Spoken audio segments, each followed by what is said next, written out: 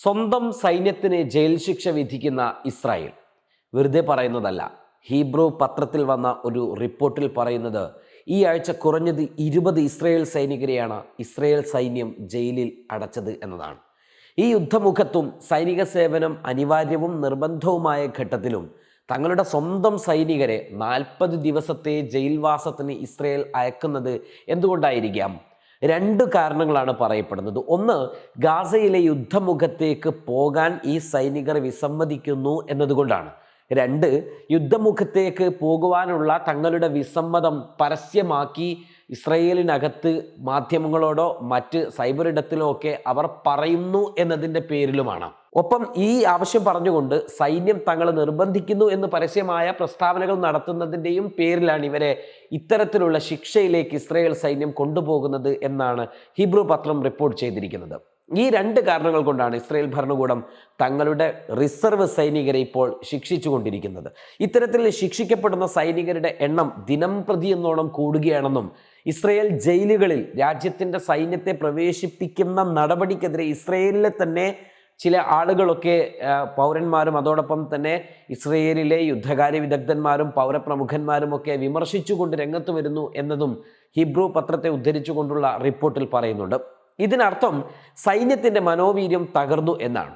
ഗാസയിൽ ഇസ്രയേൽ സൈന്യത്തിന് യുദ്ധ പദ്ധതികൾ ഇല്ല എന്നും കണ്ണിൽ കണ്ടതെല്ലാം നശിപ്പിക്കുക മാത്രമാണ് ഇവർ ചെയ്തുകൊണ്ടിരിക്കുന്നത് എന്നും വിവിധ സൈനിക ട്രൂപ്പുകൾ തമ്മിൽ രൂക്ഷമായ അഭിപ്രായ വ്യത്യാസം ഉണ്ട് എന്നുമൊക്കെ വിവിധ റിപ്പോർട്ടുകൾ പുറത്തു വന്നിരുന്നു. ഈയിടെ സ്വന്തം സൈനികർ നിലയുറപ്പിച്ച കെട്ടിടത്തിന് നേരെ ഇസ്രായേൽ സൈന്യം ഷെല്ലാക്രമണം നടത്തുകയും 3 സൈനികർക്ക് ഗുരുതര പരിക്കേൽക്കുകയും 1 സൈനികൻ കൊല്ലപ്പെടുകയും ചെയ്ത സംഭവം ഇസ്രായേൽ സൈനികർക്ക് ഇടയിലുള്ള ഈ അഭിപ്രായ വ്യത്യാസം വളരെ രൂക്ഷമാക്കി മാറ്റിയിട്ടുണ്ട്. അതിനിടെയാണ് ഈ റിപ്പോർട്ടും ഇപ്പോൾ പുറത്തു വന്നത്. റിസർവ് കാറ്റഗറിയിലുള്ള സൈനികർക്ക് നിർബന്ധിത സൈനിക സേവനം ഇപ്പോൾ പ്രാബല്യത്തിൽ കൊണ്ടുവന്നിട്ടുണ്ട് ഇസ്രായേൽ ഭരണകൂടം. എന്നാൽ ഭയം കാരണം സൈനികരെ ഗാസയിലേക്ക് അയക്കാൻ സൈനികരുടെ കുടുംബങ്ങൾ തന്നെ ഇപ്പോൾ മടിച്ചുകൊണ്ടിരിക്കുകയാണ്. ഇതിനെ എതിർക്കുകയോ പിന്നോട്ട് പോവുകയോ ചെയ്യുന്നവരെ ജയിലിലേക്ക് അയക്കും.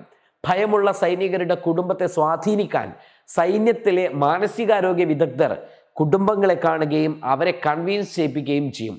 അതിനും തയ്യാറായില്ലെങ്കിൽ അവരെ ഭീഷണിപ്പെടുത്തും. ജനങ്ങൾക്കിടയിലേക്ക് യുദ്ധമുഖത്തേക്ക് പോകാത്ത സൈനികരെ കുറിച്ചുള്ള വിവരങ്ങൾ കൈമാറുകയും പരസ്യപ്പെടുത്തുകയും ചെയ്യും. ഇതിനായി ചില ട്രൂപ്പുകൾ പ്രവർത്തിക്കുന്നു തന്നെയുണ്ട് ഇസ്രയേലിൽ എന്നും റിപ്പോർട്ടുകൾ പറയുകയാണ്. കുടുംബത്തിന് മേൽ ഇക്കൂട്ടർ സമ്മർദ്ദം ശക്തമാക്കും, അവരെ താറടിച്ച് കാണിക്കും.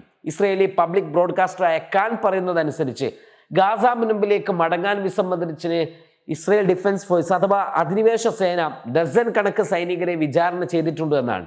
ചില സൈനികരുടെ കുടുംബങ്ങളെ ഉദ്ധരിച്ച് ബ്രോഡ്കാസ്റ്റർ പറയുന്നത് റിസർവ് സൈനികരെ നൽകുന്ന സൈനിക കമ്പനിയിൽ യുദ്ധം ചെയ്യാൻ കഴിവുള്ള താല്പര്യമുള്ള കുറച്ച് സൈനികർ മാത്രമേ അവശേഷിക്കുന്നുള്ളൂ എന്നാണ്. യുദ്ധമുഖത്തൊരു രാജ്യം നിൽക്കുമ്പോൾ സൈനികരോട് യുദ്ധം ചെയ്യാൻ മാതാപിതാക്കൾ പറയണമെന്നും റിപ്പോർട്ടിൽ പറയുന്നുണ്ട്. ഹമാസിനെതിരെ സമ്പൂർണ്ണ വിജയം നേടാൻ കഴിയില്ല എന്ന ധാരണ അധിനിവേശ സൈനികർക്കിടയിൽ ഇപ്പോൾ വർദ്ധിച്ചുകൊണ്ടിരിക്കുകയാണ്. ഈ നിലപാട് മുൻ ഇസ്രയേലി ജനറൽമാരും അമേരിക്കയിലെ സൈനിക ഉദ്യോഗസ്ഥരും വ്യക്തമാക്കിയിട്ടുള്ളതുമാണ്. ഇസ്രയേൽ ചാര സംഘടനയായ മൊസാദിന്റെ മുൻ തലവൻ ഡാനി യാത്രോം ഈ വർഷം ആദ്യം ഹിബ്രു മാരിവ് പത്രത്തോട് പറഞ്ഞത് വടക്ക് ലെബനൻ, ദക്ഷിണ ഗാസ ഇതിൻ്റെ യുദ്ധത്തിൻ്റെ ലക്ഷ്യങ്ങൾ കൈവരിക്കാൻ തങ്ങൾക്ക് കഴിയുന്നില്ല എന്നായിരുന്നു. ഇസ്രയേൽ സൈന്യത്തിലേക്ക് യുവതലമുറയെ ആകർഷിക്കാൻ ഇസ്രയേലിന് കഴിയാത്തത് അവർക്ക് നൽകിയ വിദ്യാഭ്യാസ രീതിയുടെ പരിണിത ഫലമാണെന്നും ഫലസ്തീനികളെ അസമത്വമുള്ള മനുഷ്യരായി കാണാൻ ഈ തലമുറയെ വളർത്തിയ രീതിയിലുമാണ് പ്രശ്നമെന്നുമാണ് ആ റിപ്പോർട്ടിൽ പറയുന്നത്. ജയിൽ ശിക്ഷ ഭയന്ന് വളരെ കുറച്ചു പേർ മാത്രമേ തിരിച്ചു വീണ്ടും സൈന്യത്തിലെ യുദ്ധമുഖത്തേക്ക് പോയിട്ടുള്ളൂ എന്നും റിപ്പോർട്ടിൽ പറയുന്നുണ്ട്.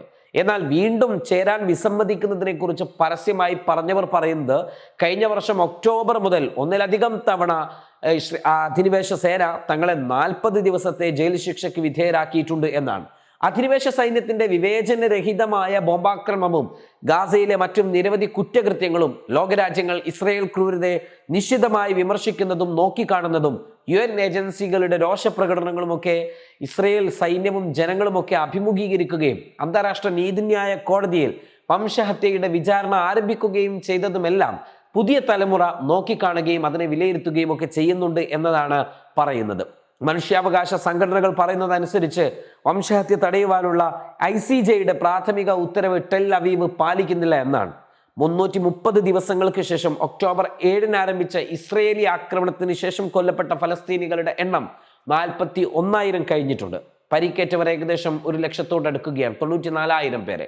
ഇത്തരത്തിൽ പരിക്കേൽക്കുന്ന ആളുകളെ ആശുപത്രികളിലേക്ക് കൊണ്ടുപോകുവാനുള്ള സൗകര്യങ്ങളും ഇസ്രയേൽ മുടക്കുകയാണ്. ആശുപത്രികൾ തകർക്കുകയാണ്. അവിടെ യുദ്ധം പ്രഖ്യാപിച്ച രീതിയാണ്. ഒരു പരിക്ക് പറ്റിയ ആൾ ആശുപത്രിയിലേക്ക് കടന്നു വരുമ്പോൾ ആശുപത്രി കവാടത്തിൽ നിൽക്കുന്ന ഇസ്രയേൽ സൈന്യത്തിന്റെ അനുമതി ഉണ്ടെങ്കിൽ മാത്രമേ പരിക്കേറ്റയാൾക്ക് ആശുപത്രിക്കകത്തേക്ക് കയറിപ്പോകാൻ കഴിയുകയുള്ളൂ എന്നൊരു അവസ്ഥാവിശേഷണമൊക്കെ ലോകത്തിലെ ഏറ്റവും വലിയ നരകം ഇസ്രയേൽ ഗാസയ്ക്ക് വിധിച്ചു എന്ന് മാത്രമല്ല, ലോകത്തിനും അത് വിധിച്ചു എന്നും മാത്രമല്ല, ലോകത്തിലെ ഏറ്റവും ക്രൂരരായ സൈനികരും ജനതയുമായി ജൂത സൈന്യത്തെ ലോകം കാണുന്നു എന്നതാണ് ഇസ്രയേലിലെ പുതിയ തലമുറ അവരെ തന്നെ വിലയിരുത്തിക്കൊണ്ടിരിക്കുന്നത്. അതിൽ നിന്നൊക്കെ ഒരു മാറ്റം വേണമെന്ന് പുതിയ തലമുറ വിശ്വസിച്ചു വരുന്നു എന്നാണ് ഇസ്രയേലിലെ പ്രഗത്ഭരെ ഉദ്ധരിച്ചുകൊണ്ട് ഈ പത്രം റിപ്പോർട്ട് ചെയ്യുന്നത്. ഈ പത്രത്തിന്റെ റിപ്പോർട്ട് സത്യസന്ധമാണെങ്കിൽ അത് ആശാവഹമാണ്. Waytonikah.com, the exclusive Muslim matrimonial site.